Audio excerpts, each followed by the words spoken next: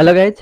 आज चाहिँ जापानमा हुने सबैजनाको लागि चाहिँ क्रिप्टो मार्केट जापानमा भएको एउटा एक्स्ट्रा इन्कमको बारेमा सेउखा गर्न गइरहेको छु र यो चाहिँ कस्तो हुन्छ कसरी गर्ने भनेर त्यसको लागि पुरै डिस्क्रिप्ट भिडियो चाहिँ अब पछि ल्याउने छु। म पुरै देखाउँछु कसरी गर्न सकिन्छ, पैसा कसरी हाल्ने कसरी निकाल्ने भनेर।